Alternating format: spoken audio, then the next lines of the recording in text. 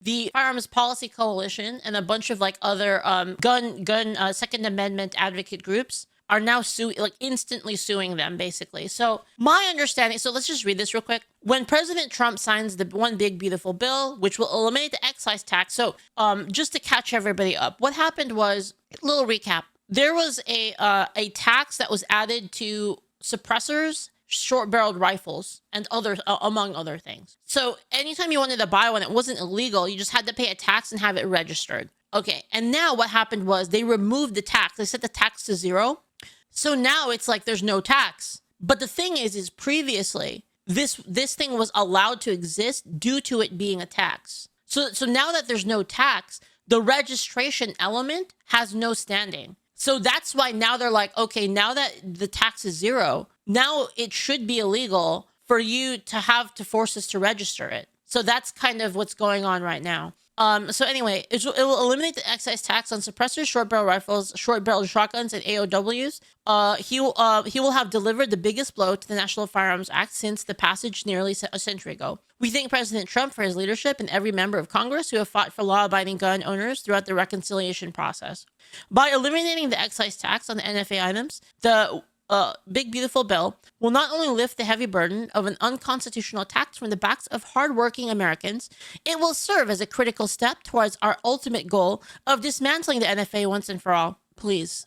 But there is much work to be done. While we continue to fight for the total legislative elimination of the NFA, our organizations are proud to stand together in a new strategic lawsuit to challenge the constitutionality of the NFA in federal court. So basically, now that the tax was removed, now they can challenge it, because before there was a tax on it, which was the reason that they basically could force you to do all this shit. But now that it's 0, they can try to remove it. So if you're not familiar with the NFA, I'll tell you another thing. I don't think I brought this up before, but there actually is another undue burden, which I'll tell. Okay, so other than paying like the $200 tax, right? Because we already established it's not illegal to have a short barrel rifle. It's not illegal to have a suppressor. But if you have to pay for it though in order to do it, because you pay the $200 tax, you get it registered. But there's another thing that you have to do. You have to get it serialed. So you have to pay somebody to engrave your gun with your with your information. It has to be engraved onto the gun. So that's like another cost that, again, is something that people who have a lot of money, they don't really worry about it. But people that don't have a lot of money, that could be a lot of money, like the cost of getting it engraved, because you have to like have it custom engraved by somebody, right? So them taking out completely from the registry makes it so you don't have to get it engraved. You don't have to do any of that. You can just pick up the gun if you want. And again, like, let's be real, it doesn't really do anything to have like because the thing is right now you can have, let me explain it to you. Okay, so right now you can get a short barreled rifle, but it would be a pistol. Let me explain this to you. Okay, let's go to like handguns, right? So see this gun right here is 10 inches, 10.5, right? So this is not NFA, right? This is a handgun. This is a pistol. This is a pistol. All right, chat. So you want to know what makes this an SBR? So the SBR is the thing you need a tax for. Yeah, this is a pistol. So what makes okay. So if you look at the stock on the back, there's a little hole in it where you're supposed to put your hand into. Okay, so this is a brace. So you're not supposed to be able to put this on your shoulder, technically, right? So like there are actually better examples of this, but if you see this thing, like the stock looks kind of shitty and looks very uncomfortable. It's like it's like really thin on the back, and it wouldn't be like that comfortable to put on your shoulder. This is a pistol, all right, and because it's not quote unquote meant to be shouldered, okay. So for this, you don't have to pay the $200 stamp. You don't have to pay the $200 tax for this, even though it's effectively the same thing. Right. Now, once you put a regular stock on this, and let me, like, I guess I could try to find a picture of, like, an actual stock for you. Let's just look at, like, a regular rifle, right? Let's just look at one. You can see that the main difference is if you look on the back here, it's got this, like, comfortable padding. It's, like, wide, so it'll be, like, really nice on your shoulder. Right, versus this, which is, I guess, it's less comfortable on your shoulder, but they're the same thing, really. This one just has a longer barrel. This one's a shorter barrel. Okay, pistol, rifle, shoots the same bullets, by the way. It's literally the same bullets. Rifle, pistol. Okay? It has a surface area, says Fat Cat. Yeah, exactly. So this, if you took this off, all right, because you can take it off, by the way. If you take this off and you put this on it, now it's illegal. That's the only difference, is the cushion. Yeah, exactly. So if you unscrewed this, you took this thing off, and then you took this thing off and you swapped them, now this gun is illegal. Okay, so if you wanted to put that on, now you would need to pay the $200 tax stamp. You would need to get it registered, you know, however long that takes, whenever they feel like getting to your paperwork. You have to get it registered, and then you have to engrave a serial onto your gun. The serial of like your whatever, your thing. And it becomes a pain in the ass because say like you want to give it to your dad, or your dad wants to give it to you. Now there's like a whole fucking thing about that because it has the wrong ID on it and stuff, right? So now here's the stupid part. Say you're a criminal, all right? What happens if, say you're a criminal and you want to commit a crime with a short-barreled rifle? What do? You just take this off and you put the other one on. Who cares? Because you're going to commit a crime anyway. So do you see how this only affects law-abiding citizens, right? Because like, how hard is it to take this off and then put it on this gun? There's no, it's easy. Yeah, exactly. So like there's no, this law only affects people who are law-abiding. Like they claim like, oh, it's to protect, you know, against, it's to protect against criminals who are going to use, you know, short-barreled rifles and like hide them like in their jacket and stuff like that, right? But if someone wants to do that, they're going to do it anyway. All of the gun laws only affect law-abiding citizens, basically. They don't really affect criminals, right? And if they really wanted, they could make the law that if you're a criminal and you get caught doing one of these illegal, if you get caught with this, then you can make that a crime, right? Like for instance, you can add an enhancement that makes it, if you do use an SBR in the crime, then it's an enhanced crime, right? They don't have to like collateral damage law-abiding citizens with this, right? So anyway, I'm just explaining to you like how fucking stupid this is. And this is why, if you're wondering like why everyone's pissed off about it, like all of the gun people, it's because it's stupid. It just costs more money for gun people. And again, it affects poor people the most, who are the people, like they're the most likely people to need to have to protect themselves, right? Because rich people, they don't care about the tax. One, two, they can hire private security. So they don't really give a shit about this. They live in like gated communities and stuff, right? So this only affects people that really need it to protect themselves, right? And like, say like you had 3 people breaking into your house, 100% you want one of these instead of a fucking, like, you know, instead of a Glock. You're definitely gonna want something with a little more oomph to it, right? Leaflit, the NFA explicitly exempts felons. There's a 5th Amendment case where the SCOTUS ruled that 7.2 the tax and registration requirements is self-incrimination. So the laws was changed to only affect people who can legally. Oh my. Deviation, thank you so much for the bits, by the way. I'll say this again, the ATF should be at a convenience store, not a government agency. Leaflit, you consider the goal of the laws to hinder citizens and help criminals? Yeah, no, it definitely is. It's this is what I mean. Like, these people are just retarded. That's basically my point. They're dumb. This is awful. Anyway, so hopefully now that the tax portion is removed, so that we got half of it, right? We got half of it taken out, which is the tax thing, the $200 tax. That's now 0, right? But now what's the reason for the registration then? What's the reason for sending in the registration, waiting for the registration, and then having to get it serialed? Like, what's the difference at this point? Anyway, you know, let's try to spread some awareness about this, because how many people in chat you didn't know about this? And I'm not trying to shame you or anything. Like, I just want to understand, right? Like, how many people don't know about this, that this is a pistol and this is a rifle and all of this bullshit and like the kind of intricacies that they use to basically fuck with you? How many of you guys didn't know? So some of you guys didn't know, right? Because you didn't know about guns. Yeah, exactly. So this is the problem, right? Is then they go around and then they turn around, they say, oh, well, you know, it's to protect people from like short-barreled rifles. They're going to hide it in their trench coat and then they're going to like go around shooting people, right? They use that as an excuse when they can do that anyway. Do you see like what I'm saying? Is like they claim that this law is to protect people from nefarious actors that want to use short-barreled rifles, like, and conceal them and then use them against people, when that's not even true. Tazuto says if all guns and attachments and ammo and everything was legal, we would see a massive increase in mass shootings with even more intricate weapons with 0 limits. I mean, do we have any proof of that? Because like, here's the thing too, is, and this is another, like, just to touch on that, Tazuto, common sense.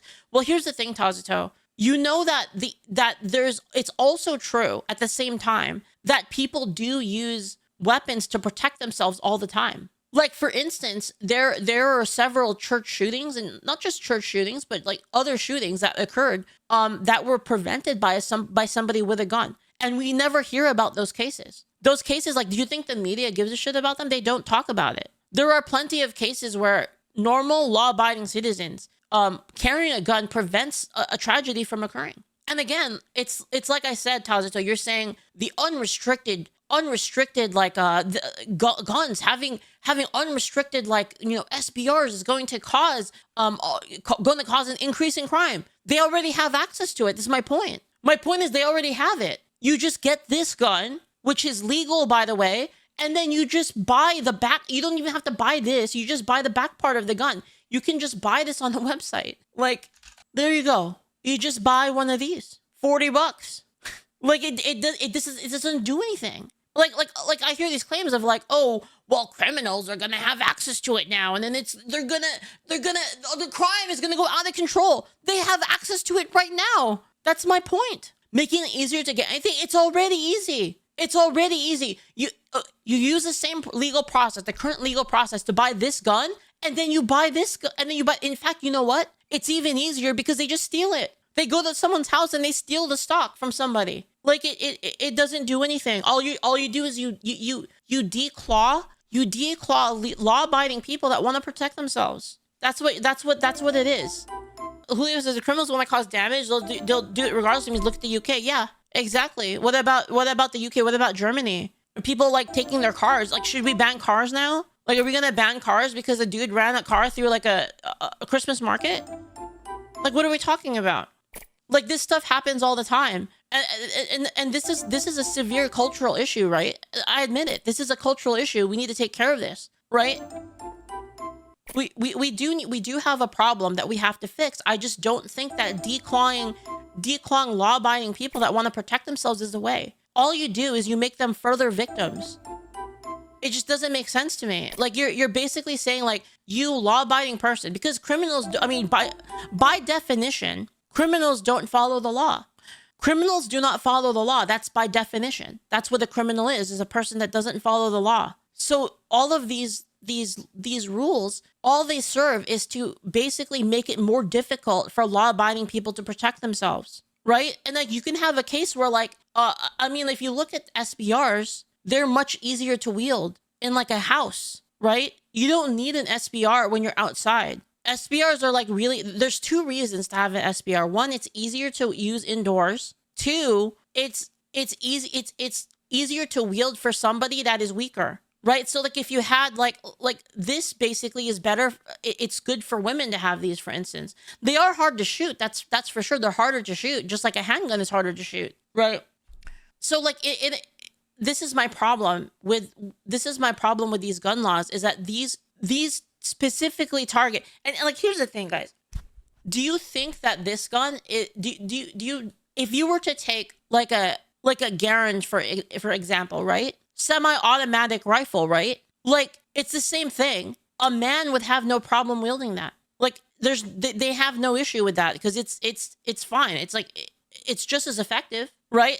These are just easier for people to use. That's like the point, right? And you know, I'm saying, you know, that these things, they help out weaker people far more than they help out, like, you know, people that want to be predators, right? That's my point. These are much easier for the populace to wield. Old ladies, weaker people, much easier for them. Chaos Gamer, thank you so much for the Prime. Thank you. I really appreciate it, man. Thank you. Thank you. Anyway, that's why I'm against this. It solves nothing. If you really use logic and you think about it, the law affects nobody except for law-abiding people. Rajal says if we disarm everyone, then giant dudes would have a monopoly on guns. Exactly. In my opinion, you can't even be a feminist if you're against guns. Actually, I don't think that the two belief systems are even compatible. If you're talking like real feminism, like real, like, women should have, like, you know, should be equal to men. If that's what you actually believe, you cannot believe in that and also be against having guns. It just doesn't make any sense.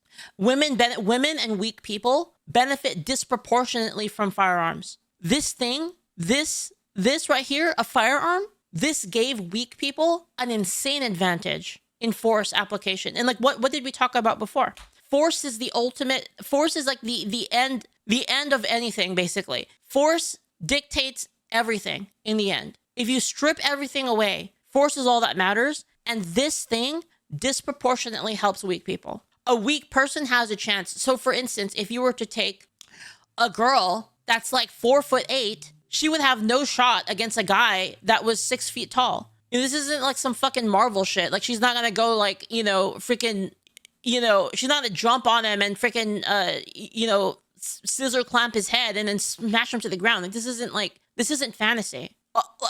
Against a man, like a 4'8" woman would get absolutely destroyed by a dude that was 6 feet tall. It's like not even close. What are we even talking about, right? However, you put this into her hands, now it's even. And you say, well, the 6 foot tall guy can also have a gun. Okay, well, and now it's even, right? Like, now it's even. So what's your idea? If you think that if they both have guns that it's even, but you want to take the guns away from both of them, and now it's just 100% in the guy's court. That's my point. If you distill everything down, you think about it logically, what I'm saying makes sense. The girl still has to know how to use it properly, well, obviously, but then that's in her court to learn. But what I'm saying is, in almost all cases, even if the 4'8" girl knew like freaking, I don't know, knew kung fu, against a 6 foot man, it's like, it's negligible. Guys, criminals always have the initiative. In every encounter, this is the problem. This is why you have to train. If you're gonna be serious about protecting yourself from evil, you're gonna have to train your perception. You're gonna have to train your insight. You're gonna have to train all of these other skills, because evil always has initiative. That's why I have security cameras, by the way. Security cameras remove the initiative from evil. It gives me more initiative, basically. It gives me more time. When it comes to self-defense, time is everything. Every second matters. You have to train up your other skills in order to buy yourself more time, because more time means better position. More time means a possibility of retreat. More time means more time to draw your weapon and go for a counter ambush. Every single second matters. And like, I watch a lot of shooting videos because that's how you learn, basically. I brought it this way. So some people have said this, like, man, Leaflit, you're psycho. You watch fucking shooting videos. What an absolute psycho. Let me explain to you, okay? How do you get better at the video game? If you were serious about being competitive at a video game, what would you do? You would watch replays. You would watch replays of actual games so that you can see like the mistakes that people made, and like mistakes maybe that you won't have to make. You learn from history. So that's why I watch videos of yeah, you study the enemy. Exactly. That's how you know, like, where should you sit in the restaurant? Like, where should you sit in the restaurant? When should you go for a counter ambush? Like, what tactics could you use to, like, prevent yourself? The thing is, you're still at the mercy of a criminal. Like, for instance, if a criminal, just like a completely random criminal, an unseen enemy, wanted to kill me, and they put in the preparation to, like, be able to stalk me and know where I am and know where I'm going, they can ambush me at any time, just shoot me in the head, and I'm dead. It's like 100-0 in, like, one hit, right?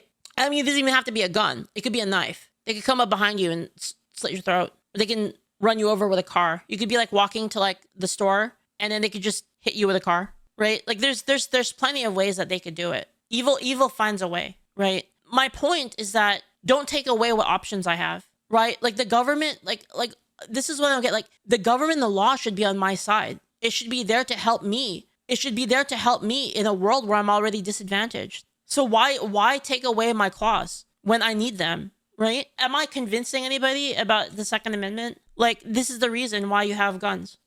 Anyway, it's just logic. If you think about it, you really take the time to break it down, you'll see what I'm saying is makes sense. It just makes 100% sense what I'm saying. It's not about like, me being a psycho that just wants to like have the ability to freaking destroy people. That's not what it's about, right? It's about being responsible for your own safety in a world that, evil can flip a switch and you could be in the crosshairs and that you're next. Your number could be up just like that. If there was like one crazy person who doesn't care, all they want to do is hurt somebody, that could be you. You could be the next person, you could be the next person watching a movie in the movie theater when a fucking psycho decides to, do whatever. I don't know, light the place on fire with gasoline, shoot you, stab you, like so many ways that they could do this, right? What I'm saying is like, how prepared can you be for it to have the best chances to live? And it's not just for you, right? It's not just for me. This is also for, my family, right? Like, let's not even think about you. Let's think about, like, what about your parents? What about your friends? What about your kids